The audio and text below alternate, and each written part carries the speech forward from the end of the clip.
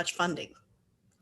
So it is kind of a sad situation. So Lynn, whenever you want to start, I will be ready. Okay, well, Rebecca's going to introduce you. She's our club president, and she will then, introduce you. Then you can go right into it from there. Typically, she rings the bell at about 12:20, which launches the program. In the meantime, we usually sit here and watch Brett make fun of Jeff or that kind of stuff.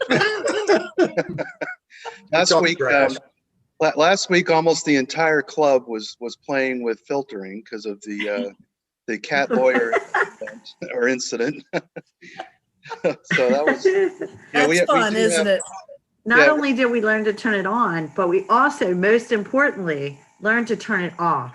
That's right. Yeah. Oh, okay. We may be business and community leaders, but we all have feeble minds. Yes. Hey, you have to incorporate play. That's right. We're a lot more fun true. than Lions clubs, let me tell you. There you go. Well, I mean, you can't. Well,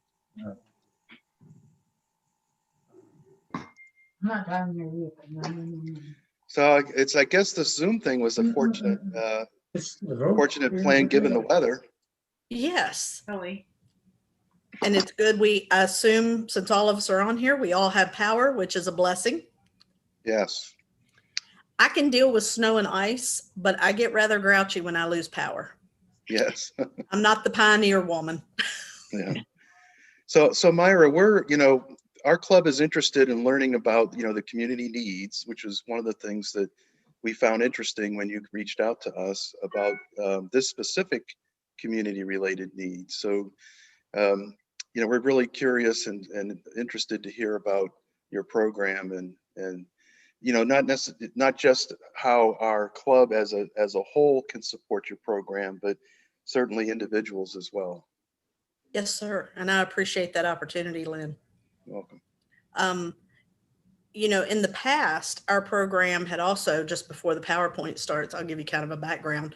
Our program started, I believe, in 1962, and it's very successful. It is a small program, but the sad part about it is we have noticed as time goes on, we're losing some of our community support, which is sad.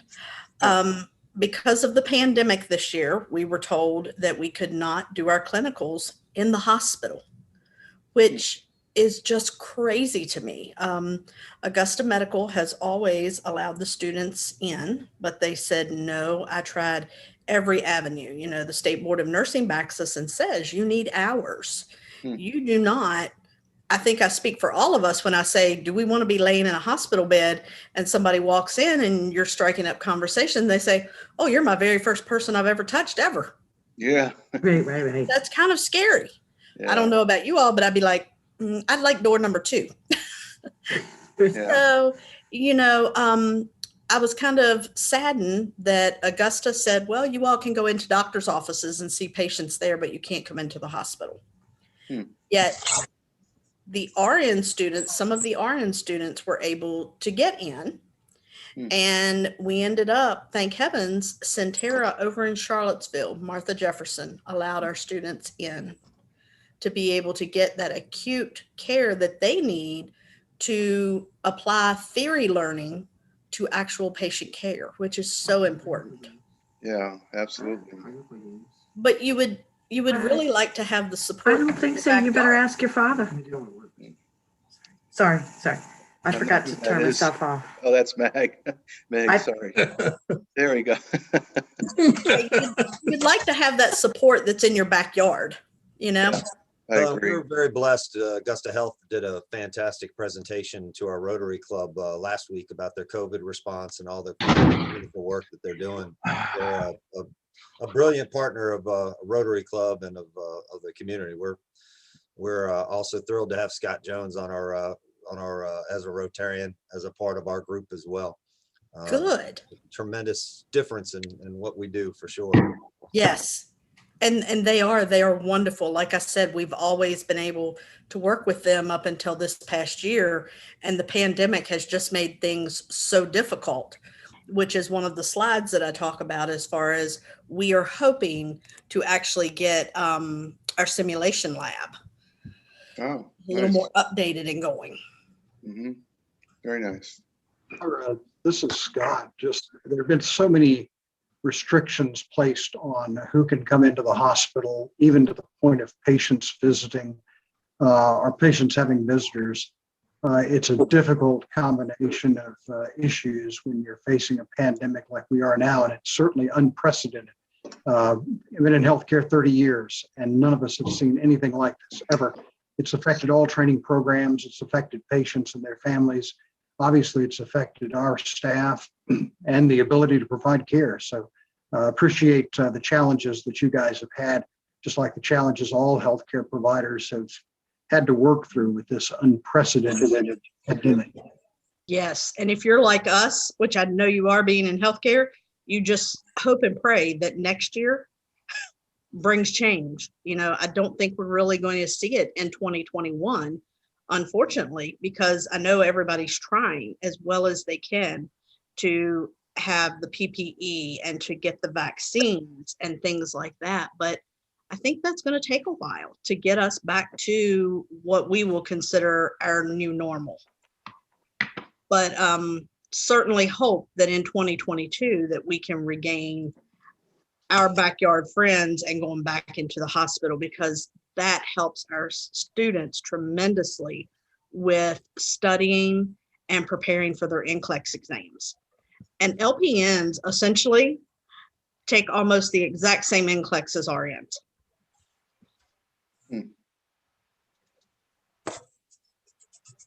So while we're doing our joyful, informal fun, I just wanted to thank Jim Heisen for successfully navigating us through another round of PPP at the Y. The dude is a home run hitter. Got us through not once, but twice. So I see you there, Jim. Thank you. You're really helping us out. Well done. Yes. Those loans are nice when you don't have to pay them back. My favorite. That's not, that isn't that an oxymoron? Yeah, no kidding. I was going to say that's the best loan, right? Yeah, That's a gift. that's right. Our balance sheet in January looks really good. Lenny, did you just call Jeff a moron? He and I got another meeting at 4. He's not going to say anything and just to me. He's going to share it to the world. Yeah. This is being recorded, everybody. So we'll prominently place this on our website. That's right. I love Can it. I interject and ask everybody to look at Jeff Castle's picture and ask me what the hell is going on behind his head? I'm just glad he hasn't lowered down his logo so we see that maroon shirt he's wearing. Oh, there he is. He never changes that. We've got pictures of him from a year ago. He wears the same thing every day. So you're a Cavalier fan? Wahoo wah. Yes. Everybody around here is a Hokie fan. Calling Jeff a Cav fan is like, I don't know. He's more of a Cavalier stalker. You know, they don't want him around. He just won't leave them alone. That's a good point.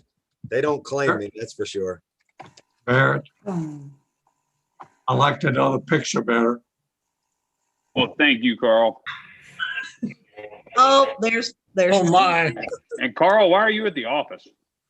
Work. It's snowing outside. Is it? Okay. You don't have a far commute, though.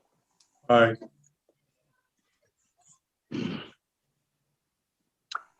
My administrator, her whole office is nothing but Virginia Tech.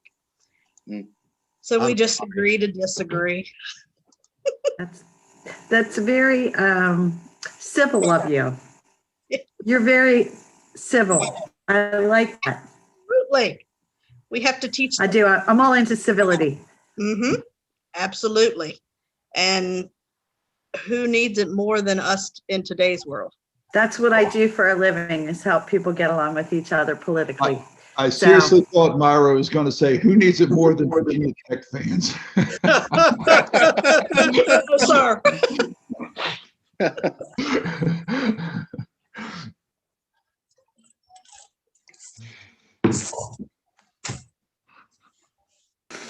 Yeah, I can't talk too much trash because last time we played Virginia Tech, they beat us in basketball and football. So I've been muted. It's tough. It's difficult. Castle reminds me of that frequently. Both of them are very good schools, though. They truly are. Right, absolutely. We're lucky to have both of them in the same state. Mm-hmm.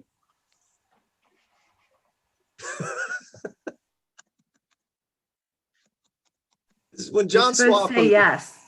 when Swafford let Virginia Tech out of the dust of the Big East into the ACC, it changed everything forever. I will never forgive him for doing that. Just say yes. Yes, beautiful. I love both schools. It's great having them here. I love Very the good. Hokies. Did you record Very that? good. Len? I'm proud of you. It's recorded.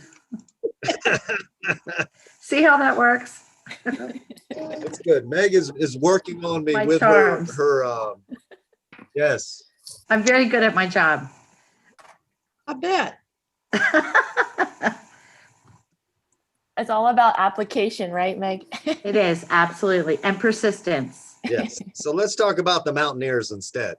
So Yep. Well, you know, they were a part of Virginia at one time. gosh. Just give Barrett, it an okay. Good. What? I was just gonna ask Barrett if he got that haircut. I can't tell with the hat. I did, Got but I one. kept it. I still kept it long though, but I trimmed it up. Check. I'm not muted. I couldn't let go of it yet. It looks good. I will tell you, if you've got time, you can go outside and sled now. I just pushed my daughter what I thought was going to be about 20 feet, and she went about 200. Just right down our hill. And it is solid ice out there. One of my instructors lives in the Waynesboro area, and she said that kind of the same thing. Her son went down their hill, and instead of stopping, went right across the road. I live in Massanutten, so we're big on snow sports. I like playing bocce in the ice. I think it's a lot of fun. I think go out there and it's a little creative. Little. No. There's videos out there of us playing ice bocce. It's the way to go. Croquet a little bit harder. Bocce in the ice. I love it. I know my hometown, Portland, Oregon, they were skiing downtown because it's all iced over. I don't, Dick. Dick Clark. He looks frozen. Yeah, I think he's frozen. He's been having issues with his wife. Oh, well. Hey, Dick. Yeah, the ice got inside Dick's. Yeah. Nope, there he goes. He's gone. Did he go to a warmer place? Where is he now? There He's he is. back. I think that we will go ahead and get started. Oh. Okay, here we go. Good afternoon, fellow Rotarians and Myra. Thank you for joining us today. Our meeting is called to order. Please stand and join me in reciting the Pledge of Allegiance. I pledge allegiance to the flag of the United States of America and to the republic for which it stands, one nation, under God, indivisible, with liberty and justice for all. Please have a seat. Scott Jones has our invocation today. Father and Lord of all creation, by whatever name we call you, help us to be still and know that you are God. Let us serve your purpose. Give us the perception to see your will. Give us the wisdom to understand our part, and give us the courage to fulfill your will. And let our service to others serve you. Amen. Amen. I don't believe Tracy's on at this moment. She might have Did not not had see her. not power. Okay, so we will move on to happy dollars. Any happy dollars? Rebecca, I have a happy dollar. Yes, Anne. As with the new year, I'm starting a new position with the Waynesboro YMCA as their development director, helping fundraising efforts. So I'm really excited about that. And I've been working closely with Jeff and the board this week. Lots of great informative meetings, and I'm really excited to start that new journey with them. Congratulations. Thank you. I'll follow with a happy dollar, just saying how thrilled we are to have somebody of Anne's quality and talent and wisdom and expertise joining our team. There's a lot of bright things happening in our future, and having Anne join the squad here and helping us reach some of those goals is nothing short of phenomenal. What an amazing addition, and thanks to Anne for coming on Team Y. Pretty cool. Thank you, Jeff. Congrats. Any other happy dollars? Anybody? I am happy I didn't have to wear a scrub cap today. I could put dye my hair and put some makeup on. So, anybody else? Okay. We're gonna go to Secretary's minutes, which we don't have official ones. Mary Ann actually underwent cataract surgery, so please keep her in your thoughts as she recovers. And also keep Charlie Guggenheimer in your thoughts. His father-in-law has passed within the last week or so. So, Hey, Rebecca. Yes. In the past, Mary Ann was kind of handling the whole card sending thing when people had issues. Maybe we should be sending her a card for all the stuff she's recently gone through, and then also probably a condolences for Charlie. Yes. In the past few members, I had sent some cards, and then Sarah Pace took care of flowers to Mary Ann. But if we'll take care of it for sure. Announcements. In 2 weeks, March 4th, we'll be back at the Wayne Theater in hybrid fashion. There will still be no meal service, but everyone's welcome to bring their lunch, and we'll just have that in-person option open, which we're very excited about. Francine has the February Gear Post published. I tried to send it through P-mail, but their P-mail is having issues right now. So try to get it out to you guys. Any other announcements? I think we will move on to our program. Our speaker today is Myra Hensley, Practical Nursing Director at Valley Career and Technical Center. Myra's interest in healthcare started as a young adult when she obtained her nursing assistant certificate, worked in medical offices, later returning to vocational school to obtain her LPN license, and went to work at Rockingham Memorial Hospital. Thanks to RMH's scholarship program, she was able to return to school at Blue Ridge for her Associates in Arts and Sciences, majoring in nursing, and then attended EMU for her Bachelor of Science in Nursing. It was during this time that nursing education became her passion. She continued to work at RMH, but started teaching the nurse aid course to high school students at Massanutten Technical Center in Rockingham County. 2 years later, she accepted the offer to become the director of practical nursing at the center. She returned to school for her master's in nursing education, graduated with honors, and decided to increase her field of practice by accepting a position at UVA with pediatric endocrinology, where she was able to work with the academic and medical facility.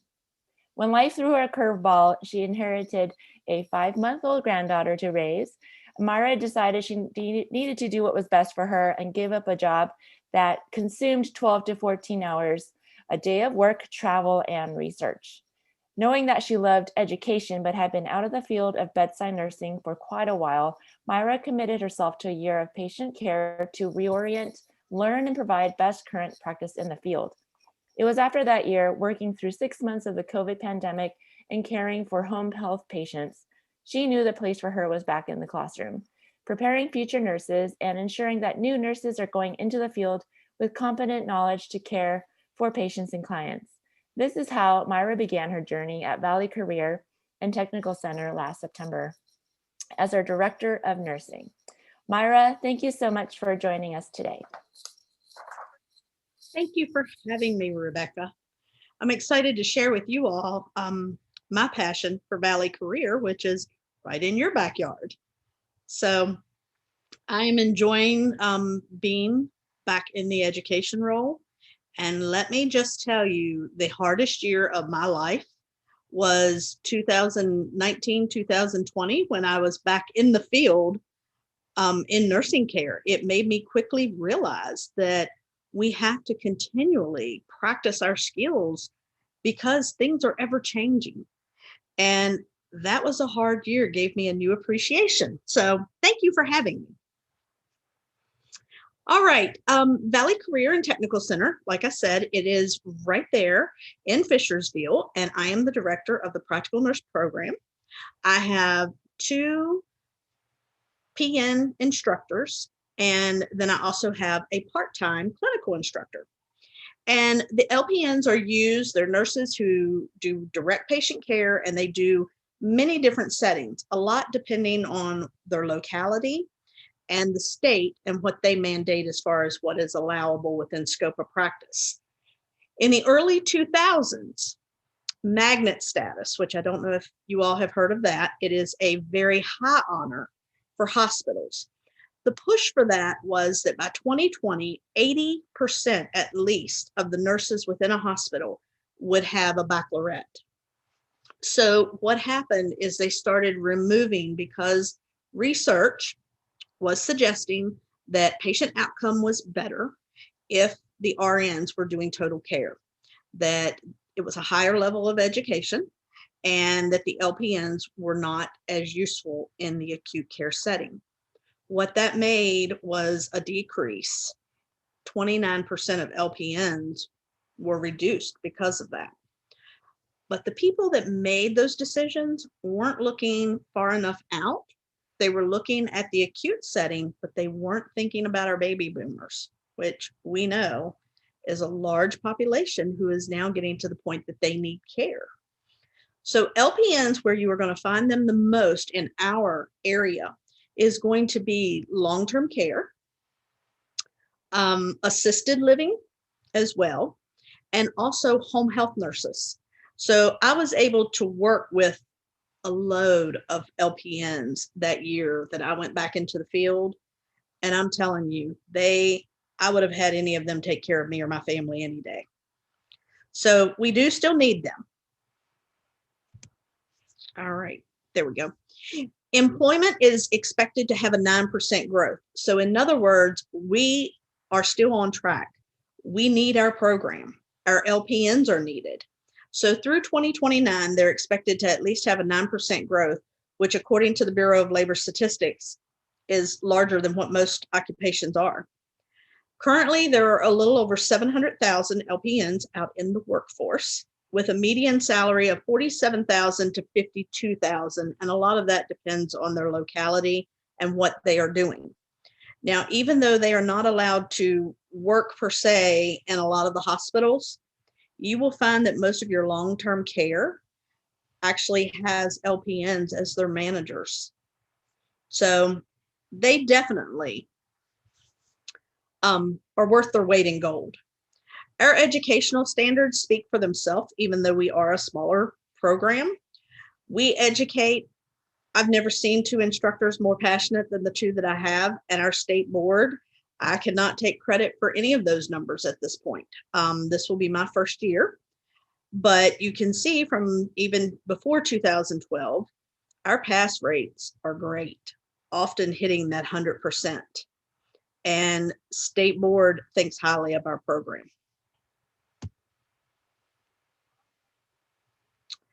Why do we need partners? Many places still have. Can you all still see me? I hit a calendar. There we go. Sorry. Yeah, we can see you. Okay. So a lot of places, unfortunately, still have stigma on technical training. And that really doesn't matter whether it's electricity, masonry, or nursing. There was a push there for a while, and still is, for people just to get that college university degree, which I can tell you for myself is great. I worked very hard for my degrees, But I also can tell you that as an LPN, I learned things that I did not learn when I was in my baccalaureate. So as far as direct patient care. We are not a college or university, so therefore we do not qualify to have our students get financial aid, and that's hard for students. We do try to keep tuition at an efficient cost because a lot of our student population is either single parents, people that are going back for a second career. We have everything from a 23-year-old right now to a 62-year-old. So it's a great variety there. Some people, it's always something that sparked that interest that has them coming back to school. But reality is they're adult students who, like you and I, we work, we have bills, and often they are single parents. Our nursing program, along with a lot of people's nursing programs and the skills lab, if it's one thing that we learned out of the pandemic, is that we need upgrading. We were so used to having those facilities that are in our backyard helping us that when suddenly the pandemic made it to where they can't, then a lot of the programs are left floundering, trying to get hours. So that was one of the first things that I noticed when I came in September. And the joke is a lot of people are like, you're a nurse and came into a director of nursing in the middle of a pandemic. And I said, yeah, I told God I needed a challenge, and here's where I ended. So our lab does need renovating. You'll see pictures at the end, but I do have a vision, and it might take me several years to get there. But I think the important thing that we've learned from the pandemic is that we need to find other ways to gain those clinical hours, and we need better technology in some of the programs that we're just kind of skirting by and depending on others to get the clinical hours. We're an asset that's often overlooked until someone needs an LPN. And a lot of people are more one-on-one with RNs. But I can promise anybody that the people that we care about the most, which are usually that's our grandparents, they are going to be cared for by an LPN.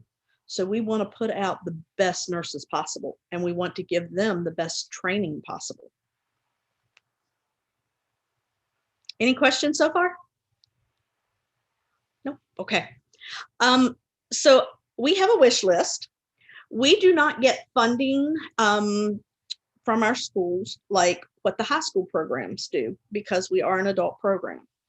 So we get a much smaller amount. And for example, like the CARES Act, when they put out for the schools to have extra funding for this year, the school was able to do some wonderful things that we're able to reap the benefits. Like when we go to the bathroom, we now have touchless hand soap and towels, but otherwise our program did not get any of the CARES Act funding.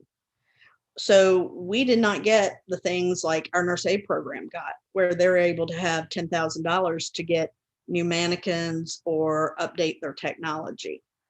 And we're basically self-sufficient. So we do have things that we have to go by for the State Board of Nursing, and they come into our LPN program every 5 years and accredit us. So they come and sit with us for 2 days, make us sweat. And then after they're gone, we all have a party. And I did this when I was at MTC. So I've been through State Board with them coming to do reviews, and it is very nail biting. But the things that I have learned that we need in our program from the last one was a washer and dryer for infection control purposes. And we can all understand that even better now that COVID has hit. We still do not have the washer and dryer. The other thing that we needed is we need a library and resource area for students, because we are that rural population. We have students that still do not have internet, or students that do not have laptops at home and printers where that they can do the things they need to do. So we actually need that area to support our student services. And then finally, we have a sink that I'm sure you're going to laugh at when you see the picture of, but it's a pedal sink. It's a foot pedal sink. And you cut it on by your foot pedals. And State Board of Nursing, for skills purposes and infection control purposes, has us with a regular sink faucet where you can actually turn on each knob for the sink. So that's our 3 things that we have to do. And State Board comes back in 2022. So I'm looking very hard at those. Once those needs are met, really the vision lies with the simulation lab and Juno, who is our mid-fidelity mannequin. She can do marvelous things. I would encourage any of you to stop by and see what we have and look at what our thoughts are for where we're going. But she can do things. She can talk, she can moan, she can yell. We hear breath sounds, we hear her heart, we can hear GI sounds. We have the ability to fill a bladder and bowels, and she's only mid-fidelity, and I think she's pretty awesome. So we are working with her more. And part of that is sending one of us back to probably, it's about a 1-week program where we can actually be simulation certified to teach it. But the pandemic especially has brought that need for flexibility, beyond means creativity in the classroom. And the State Board is also now allowing us more hours to be achieved using that mid-fidelity mannequin for simulation, since we aren't able to get into acute facilities because of the pandemic.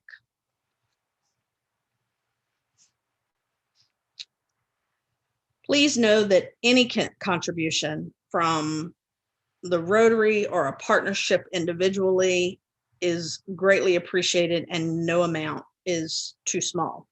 Any little bit that we have that comes in to our facility that we are able to actually use to put into student learning is appreciated beyond what my words can express.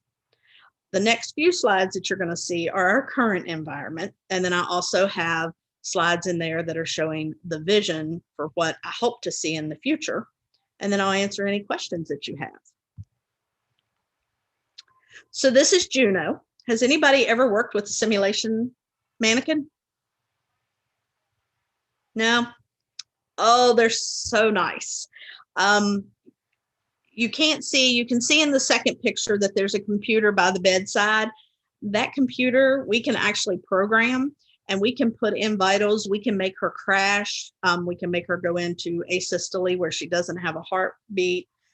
We can make her make the sounds of vomiting.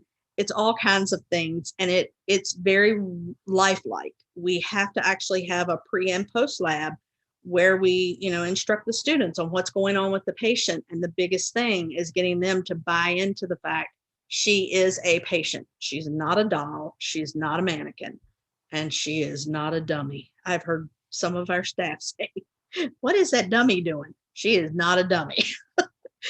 But it's pretty amazing the things that she can do. And when you get your students to buy into it, seeing how they react to the simulation is quite amazing. So that is our area back, and this is what we would like to see. This is actually a simulation lab over in Martha Jefferson Hospital. And like I said, they have kindly allowed us to come in on one unit and be able to get some hours, which thank heavens. I hated to send our students out without any acute hours. But this is an actual lab with a simulation mannequin and everything that you can see. And it's set up like a real hospital room. And that's what I look forward to doing in our program, is setting our room up. The next area, we now have the area there for what is to be the future resource and library area. What I would love to see is someone agree to help us to get like even 3 desktops or laptops with one printer, so that those students that aren't in an area where they have internet or they don't have a computer at home that they can actually sit there and do their work without trying to figure out, is the library open or am I allowed to go in because of COVID? And then there's our sink. I'm thinking that's a pretty older sink. It is originally, I think, for hospital use, but you can see the pedals down in the bottom, and then the water comes out, and we are not able to really control. Your foot pedal is, you have your cold and your hot, so you're not able to do like a lukewarm temperature coming out at the same time, so that you can teach students denture care and things like hand washing and such, where you don't want to use cold water or hot water because of your microbes. So that has to be redone. And that is one of the things that is on our list, because we actually need a counter and a true sink. And you can see in this picture our new little things that they did put in for us that are touchless for our soaps and our towels. And then this is actually what a true sink that we need for medical care. You actually have your area beside of it. So if you're doing denture care or you're handling specimens, you can actually wipe your hands, have whatever medical supplies you have on a clean, non-contaminated area, and you can adjust your control of water temperature coming out of one faucet using your regular knobs. And then that is one of my instructors and myself. And I am very proud of the instructors. I often look at them and I say, how have you all kept things going the way you have with the program needing to be updated? And I'm going to tell you, it's because this is their passion as well. And we make a pretty awesome team. So we're proud of our little program. I call it a gem that is often overlooked. Our class that's going to graduate April the 16th. It is a class of 8. Our first year practical nursing program right now is a class of 11. Now, what I would like to do, the more that I'm in there, I am going out and trying to do PR skills and teaching people about us, and also trying to get more candidates for the nursing program, because we're going to continue needing them for that 9% growth. Thank you. Thank you, Meg. Thank you, Myra. Thank you so much for having me. Yeah, can you take some questions? Absolutely. Yeah.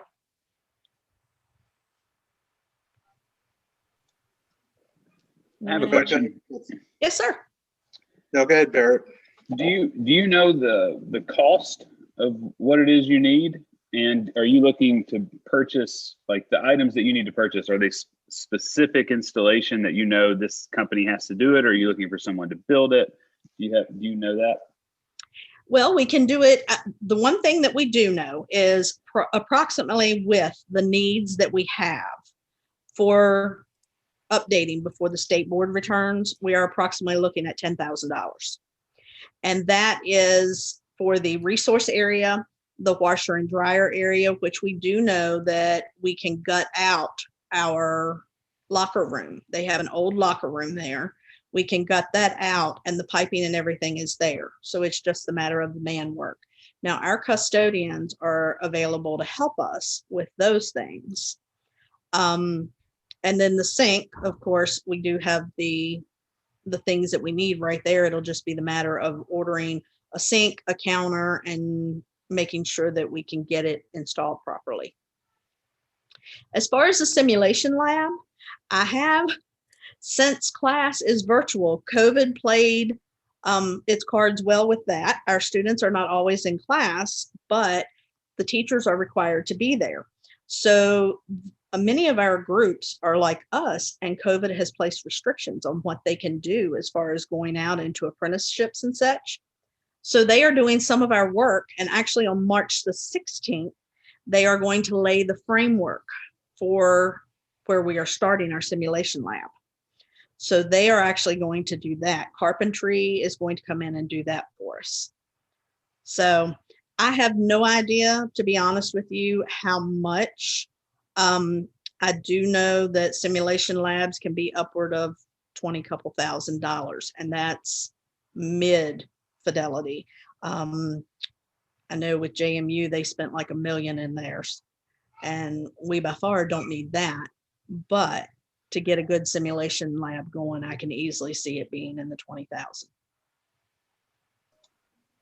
So I've got a couple things actually. So Myra, so am I to understand then what you just said as the staff at the technical center, your in-house staff would do like the manual labor, or is there manual labor requirements to pull this off as well as financial? They are willing to help us. We could always use, because I've told the other thing is if you could see our lab, you can see it's like the traditional sterile white.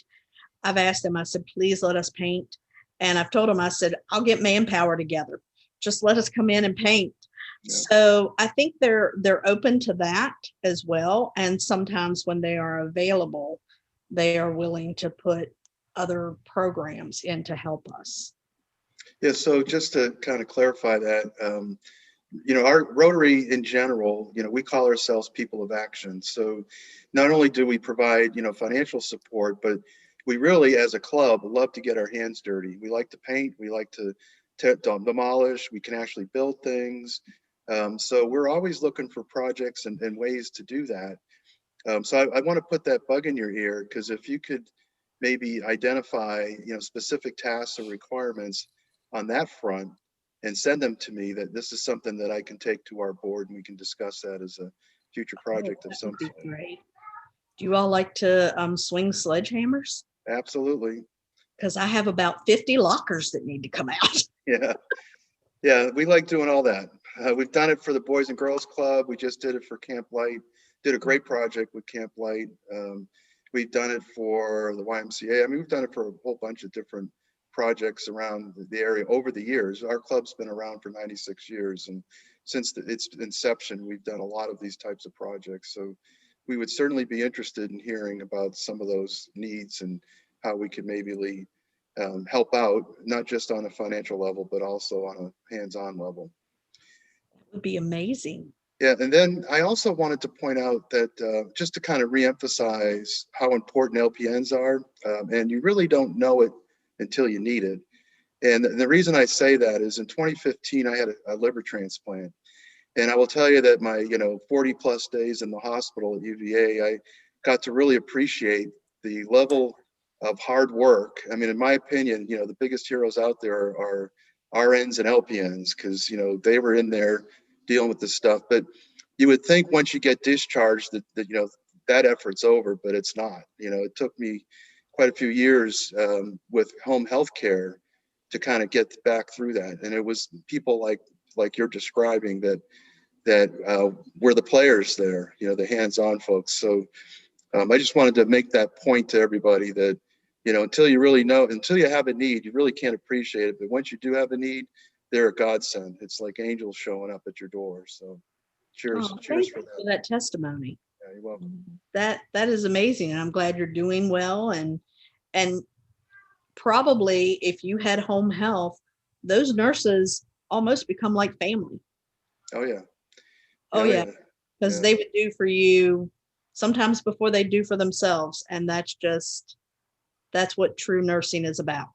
It was true humbling. It was really truly humbling for me to see the work that these folks did and how hard they worked and really how dedicated they are. I mean, I've managed, organizations over 30 plus years of my career, and I've had some great workers and I've had some not so great workers, but I just watched these nurses and LPNs and CNAs just running around like crazy, just thinking, how do they do this day in and day out? It's just an amazing career, and truly one that's got to be incredibly rewarding and something that just, exudes compassion and empathy. So I can't say enough for it. It was really a big eye opener for me personally. Well, thank you. Yeah. The doctors were good too. Oh, yes. But the nurses really make it happen, quite honestly. Absolutely. And let me tell you something. Let me share something with you. So, on one of my first slides, I said the people that made the decisions. when they started with the magnet status about removing LPNs. Well, we know our world is cyclic. We just got word this past week that Centera is going to start hiring apparently some LPNs to come back onto the unit to help their RNs. So you want to talk about people that are just doing a rejoicing dance? We are, because they work hard. They deserve that opportunity if that's what they want to do with their career. Absolutely, I would agree. Any other Myra, questions? just quickly, you might have said it, but your clinical hours for the students, is it equal still, even during the pandemic? They did make some provisions. Some of them expired in December, and a couple of them are going through April. So what they originally did, if we had the simulation lab up and going like what we could to capacity, we could actually, up until December, have used 100% of our hours simulation. That expired, and now until April, they are allowing us to do 50%, which is greater than what the normal rule is of 25%.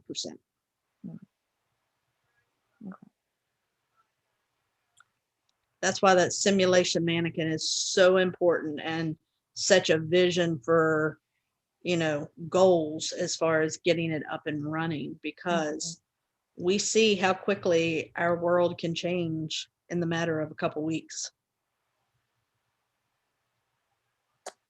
Any other questions for Myra? Okay, Myra, thank you so much for taking your time joining us today. Thank you for having me. I appreciate it. If you have any questions, I know Lynn has my email. Please reach out to me, and I will definitely take that thought back as far as manpower, because that would be greatly appreciated as well. Yes, please keep in touch. Thank you for your time. Nice meeting everyone. Thank you, Myra. Bye-bye. Thanks. There are no other announcements today. Just remember to keep Marianne and Charlie in your thoughts. Next week is the overview of the planned district conference, the virtual district conference scheduled for March 20. So please join us. The DG Nancy, I'm sure, will join us in the committee. So any other last comments? Meg, did you want to? Oh, it's just raising your hand. Okay, let's do the four-way test of the things we think, say, or do. First, is it the truth? Second, is it fair to all concerned? Third, will it build goodwill and better friendships? And fourth, will be beneficial to all concerned. Be well. Meeting adjourned. Thank you, everybody. Thanks, everybody. Bye-bye.